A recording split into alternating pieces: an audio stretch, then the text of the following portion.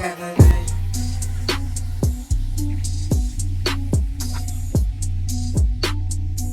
we ask is embrace the vision. What's good, Vision Gang? You already know what it is, and if you didn't know, you better find out, because this is your boy DaVizion, and I'm back again with another MMA reaction video, y'all. We got VoteSport again. I'm loving the VoteSport channel. Lots of good things to react to, lots of dope compilations. This time I'm about to react to top 10 crazy flying submissions in MMA. I've seen a few flying submissions that I can remember. I've seen some like flying arm bars. I've seen some real cool stuff. I'm really interested in seeing some more, and I ain't gonna bore y'all by talking too much, so let's go ahead and get right into that, y'all. VoteSport top 10 crazy flying submissions in MMA. Let's get it, y'all. Oh! Flawless technique. Look at that, flying arm bars. Impeccable timing. So, is it all gonna be, what other flying, whoa, is it a flying triangle? These are the foundations of a flying triangle submission. Okay. Gasping for hope in the whirlpool of despair, the opponent is forced to admit his own helplessness. Let me go ahead and pause this real quick. Before I start, y'all, flying submissions, is what martial art is this most common with? I'm pretty sure it's going to be jiu-jitsu. Let me know if I'm wrong down below. I'm thinking this is going to be Brazilian jiu-jitsu, where when you see those like guys who spent a lot of years training in jiu-jitsu, you're going to see stuff like this more commonly from them. Am I correct? Let me know down below. Heavy price. In this video, we go through the artistic finishes from a vertical starting point that turned into the hallmark. Sheesh, she got his kick caught and still got him in a triangle. That's crazy. Okay. In February of 2013, French welterweight Olivier Fontaine, with 2 wins and 5 bouts, faced his compatriot Sufjan Benchoura. In the beginning, Benchoura was lucky to catch the kick. Everyone was anticipating a foot sweep or a takedown attempt. Olivier, in turn, raised the stakes in one big motion. That was brilliant, man. That was brilliant, because if he would have got the other foot swept, he would have been on his back, fucked up. Nice. Surprisingly avoiding a self-knockout after landing on his head, Fontaine would not let the desperately resisting victim escape the arm lock. Wow. Yeah, that was nice. That was smooth. Real smooth. And another one for the fans who shed a nostalgic tear every time the MMA heroes of the VHS era come up. In 1999, Rumina Sato showcased a textbook execution of a mid-air armbar.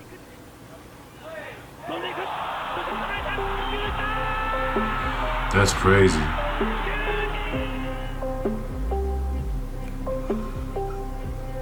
That was smooth too. I can't lie, that was real smooth. Following the loss of his Cage Warriors featherweight belt, Paddy Pimblett was determined to take a shortcut to the promotion's lightweight title in 2018.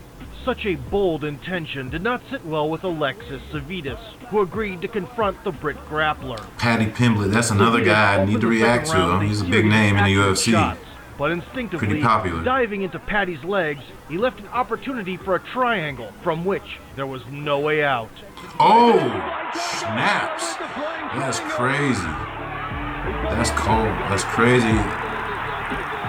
Was he putting pressure on the arm too? Like with a flying triangle. With a flying triangle, you guys, someone explain to me down below what's getting pressure like on you. Are you getting choked? Or what the heck's happening with the triangle? Because right there, it looked like it was almost like he was putting a lot of pressure on the guy's arm. Let me see, right. Unable to tighten up the choke, right there. Pimblett shifted the focus to the opponent's arm. Video explained it to back. me. Sorry, However, guys. he only delayed the inevitable. Okay. Seconds later, Savides surrendered to a flying triangle armbar. A flying triangle armbar. That's crazy. Okay. What is even more impressive? So it is a regular triangle's a choke, but he just did an armbar. That was crazy. Back in 2014, the 19-year-old prospect forced a tap from Conrad Hayes in a spectacular fashion. Oh, he got slammed pretty hard, but oh, yeah. Ros Nunas, in the dawn of her amateur MMA career, was more famous for being in a relationship with the UFC heavyweight Pat Barry than for her fighting portfolio. Nonetheless, the sensational professional debut in 2013 had everyone buzzing about Thug Rose's bright future. What? They call it Thug Roses? In her second pro appearance, the 20-year-old Namajunas faced Kathina Catrone. To kick things off, she found the target on the feet with a quick combo. But as soon as the girls locked up in the clinch, it was a wrap. Rose landed a very nice right hand. Oh, an armbar attempt. Wow, that was quick. Quick work. That was pretty smooth too. She didn't when they got on the ground, that like rollover was a little bit. Real splash with a flying looked a little sloppy, but and won the crowd with an emotional that was nice celebration. though.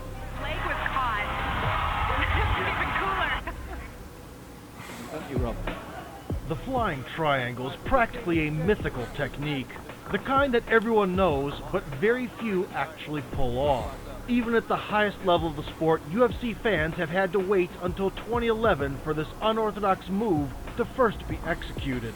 The laurels went to Pablo Garza, who in the previous performance triumphantly leapt into the air with a vicious jumping knee. Oh! Man. Nobody expected the featherweight to defy gravity twice in a row. Yet, a series of chopping low kicks from Yves Jabouin forced the American to switch the approach on the fly. Working that clinch. Oh! Flying triangle! Right into it! Trying to finish this fight. It's over! Having barely touched the floor, Pablo instantly snitched up the triangle. It took a trip to the brink of the darkest void for his rival to give in. With a first-round submission. Nice execution Jimmy right Flick there. managed to recreate Garza's feat in 2020, turning around a difficult scrap with Cody Durden. You need to finish. Look at that, man. Look at this. This is It's first round though. That's crazy. Welcome to the UFC first-round tap-out win. Leading into December of 2017, UFC his featherweight mouthpiece mainstay went Cub flying. Swanson was on a 4-win streak and planning a title run. Ooh! In the next clash, he intended to stop the hype train of the young, unbeaten talent, Brian Ortega. But the grappling ace T-City, also coming off 4 wins in the promotion, all flashy finishes, was not going to miss out on a golden ticket to the elite. T-City Ortega. The lack of experience did not prevent Brian from successfully exchanging with Killer Cub in a stand-up. And as Swanson descended into chaos, Ortega gained full control over the bout. Nearly strangling his opponent in the last seconds of the first round, Brian went into the second with the goal of getting the job done. Submission attack once again. Sheesh. So this Ortega dude, how did he end up turning out? Like, is he still a big time fighter, or did he kind of fizzle out over the years? In the promotion. Another jumping gilly came in 2015 from a jiu-jitsu phenomenon, Charles Oliveira. Miles Jury and Nick Lentz were forced to tap to save their heads. Okay. An accomplished arm collector, Vinnie Mages is far from being a complete MMA practitioner. An incredibly gifted ground expert Keep with an ripping arms extensive off. list of grappling achievements, the Brazilian is a vivid example why it's crucial to impose your terms in the fight. Very unlikely. Oh! Damn. However, following a killer high kick inside the PFL cage in 2018, he received an invitation to the promotion's prestigious 8-man tournament. $1 million in prize money quickly banished the heresy of a stand-up affair from Vinny's head. His adversary, Raheem Cleveland, hardly desired to tangle on the mat either. But even the boldest narrative faded in contrast with reality. Oh, the first round. Oh, immediately went to that. Immediately caught him in the triangle. Wow. Initiating the clinch, Cleveland underestimated the aerial skills of Vinny. who moments later was hanging off Rakim's neck like a ball and chain. Deviating from his usual approach, Magalhães would not go for a signature strangle. Switching to a reverse triangle, he grabbed a Kimura and finished the victim off with a rare combination of techniques. Ooh. The Kimura looked like that motherfucker hurt, Anderson man. Silva is a symbol of an era, a generational talent with world-class abilities in all MMA aspects. Oh. For years, he's been the undisputed pound-for-pound king, destroying anyone who dared to challenge him. Though in the golden age of martial arts, when the Japanese promotion Pride FC was in full power, the Spider was not so invincible. The New Year's event in 2004 was the point of no return for Silva, who had 3 wins in 4 bouts within the organization. Anderson planned to make quick work of his opponent, Ryo Chonan, who was primarily a striker. But after dragging the Brazilian into deep waters, the samurai decided to test his luck. Oh. He tapped Anderson so quick. Wow. Performing a top-notch scissor takedown, Ryo found himself in a perfect position for the inside heel hook. Inside heel joint hook. lock was revered in jiu-jitsu for its damaging potential. Sheesh. It An looks like instant it's tap by the painful, future man. legend and a Submission of the Year award secured a place in MMA history for the Japanese man. Are you going to let the greedy heating companies and their crazy high prices decide if your family is allowed to stay warm this winter? Here's how a former NASA engineer... Starting his career as a street fighter, Jorge Masvidal went through many ups and downs before making world headlines with a devastating, funky knee. Oh, yeah. That was dirty. I remember that was like #1 on ESPN Top 10. The inaugural Bellator lightweight title. Following a successful kickoff in the 8-man tournament, in the semifinals, the future Street Jesus with a 17-3 record confronted a great white shark of a submission game, Toby Imada. For almost 3 rounds, Masvidal was in charge, battering the foe from pillar to post.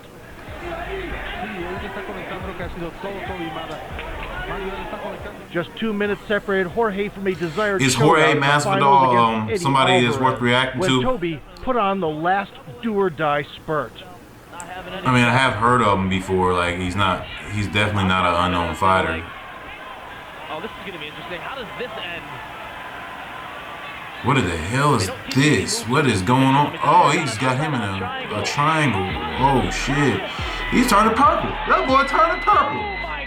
Oh, While Lord. scrambling for position, Masvidal got up with Imada on his back. Jorge overlooked the fatal snap of an inverted triangle and took a fast train to the dreamland. Oh, man. The best submission of 2009 He did draw definitely the attention changed of colors. colleagues. And 2 years later, light heavyweight Rich Hale presented a masterpiece to the world. He has an inverted triangle and he's going for it. Could we see another one? He's out. That is a technical submission. One of the best grapplers in MMA at the present moment, Reinier de Ridder, also took part in this challenge. In July 2022, the Dutchman defended the ONE Championship title against a dangerous striker, Vitaly Bigdash. At the outset, the challenger landed a right hand. In the clinch, he snatched up a guillotine. Oh, he didn't expect that. Stubborn de Ridder managed to restore blood flow to the brain, having delivered the necessary ground and pound. The Dutchman grabbed a Kimura and initiated a transition to the inverted triangle. Oh, nice. Right? Let's see. This is tight. Oh, these tight.